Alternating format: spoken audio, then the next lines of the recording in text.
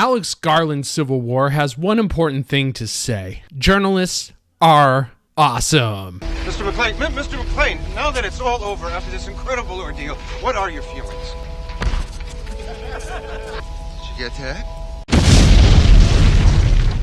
There's nothing like watching a fictional movie where journalists are the heroes on the front line of truth. Absolutely one of the most trustworthy professions where agendas are put aside to bring out the facts for those that matter. Their corporate stakeholders, I mean the people. Journalists, in their altruistic nature, have never sold out to the highest bidder to, let's say, write glowing reviews for some of the worst movies. It just has looked that way for a long time. That's what the conspiracy theorists want you to think. And those people are kooks who never gotten it right in their lives. I don't like them putting chemicals in the water that turn the friggin' frogs gay. Do you understand that? Turn the friggin' frogs gay.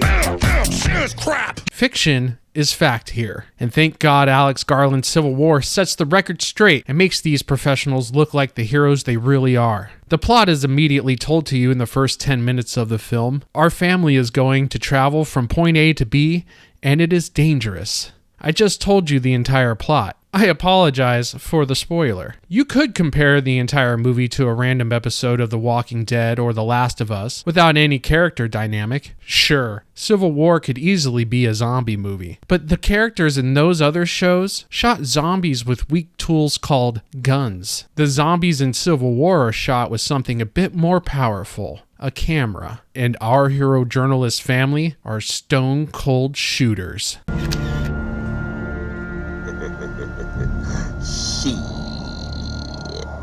Got your ass. So why is the war happening in A24's Civil War?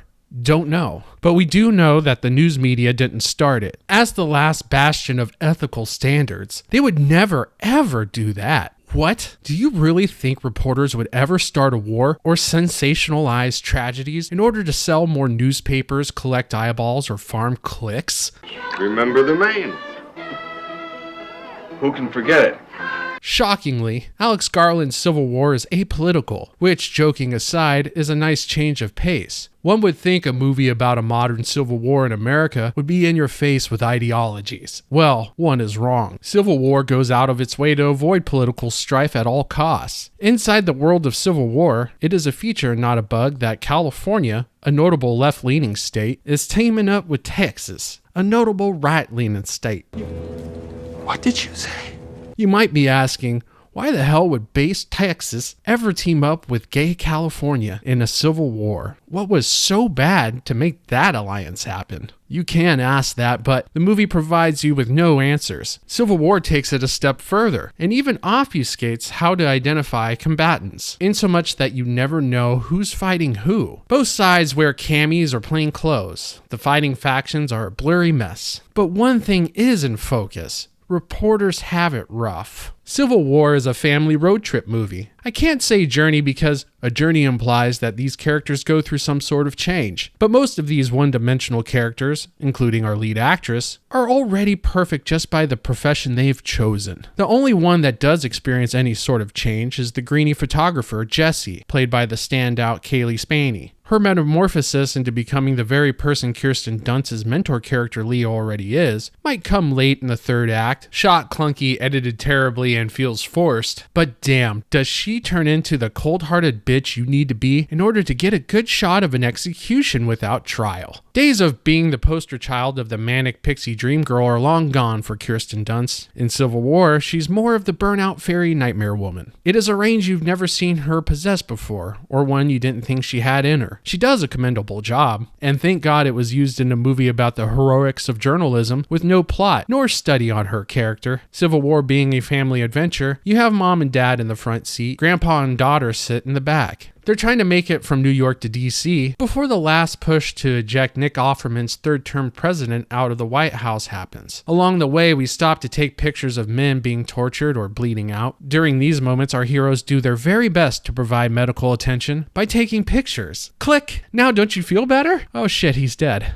When every stop we make isn't war fighting or executions, it is a chance to provide a little backstory to Kirsten Dunst's character of Lee. She's a farm girl, just like the Greenie. Her family is ignoring the war, just like the Greenie's family. There's a certain student-master relationship going on here. Kirsten Dunst's character never becomes motherly because motherhood is dumb. Never does she teach Pressy Jesse the pitfalls of becoming a combat photographer, because there are none. Clearly, such questions of what are the ethical standards of journalism are far out of bounds for Civil War. Questions like, where does the line of being an objective bystander begin to blur with basic human decency? At what point does photographing war, people's last breaths after being plugged, or a man being tortured, become less informative and more pornographic? Are there any faults a reporter can possess? But that's silly, because those questions would tarnish the saintly duty of muckraking. I mean, photojournalism. My God, you've actually seen people looting, raping, and eating each other. No, we haven't actually seen it, Tom. We're just reporting it.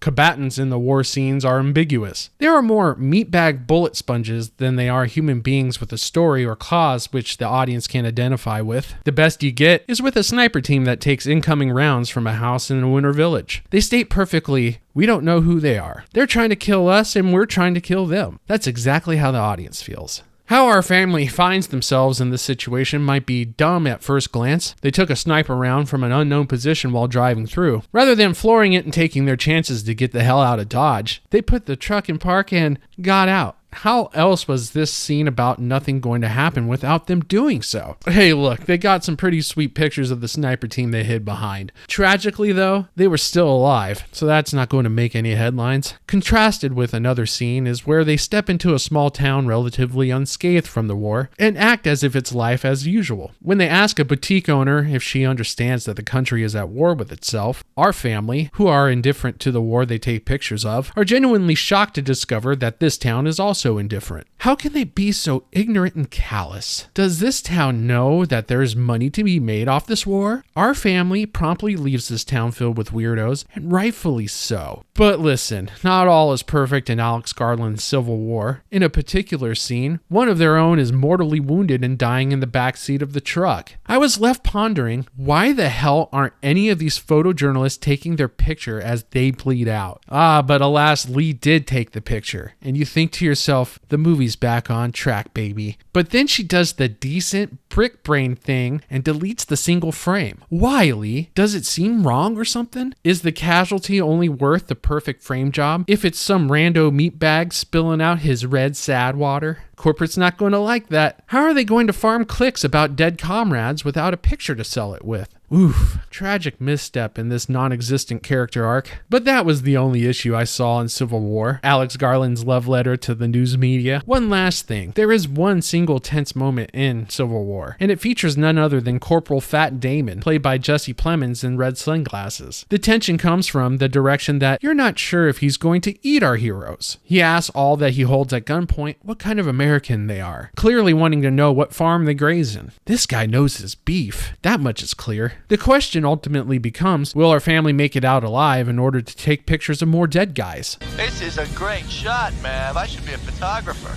It's cute to see Englishmen ponder life inside the United States. They don't have the balls to make commentary in their own homeland, so we import them. See also John Current Year Oliver. Alex Garland's Civil War might feel like it meanders through the East Coast backroads looking for a plot or some kind of character development while random bits of war happen. Aeschylus once said, in war, the truth is the first casualty. It's too bad Aeschylus didn't have photojournalists in 490 BC. An important theme that is threaded throughout the movie is sleep. Always sleep. Sleep when you can, sleep when you must. This movie will put you to sleep in order to prove that point. I suggest you do what Civil War demands of you, and you stack up on some Z's. If you enjoyed this video, you go ahead and smash that like button. While you're done doing that, hit the subscribe button. And then, after that, share this with your friends, family, people you hate. Maybe you don't like my content and just want to waste somebody's time. Do it, share it. Thank you. It is much appreciated. I'm out of here.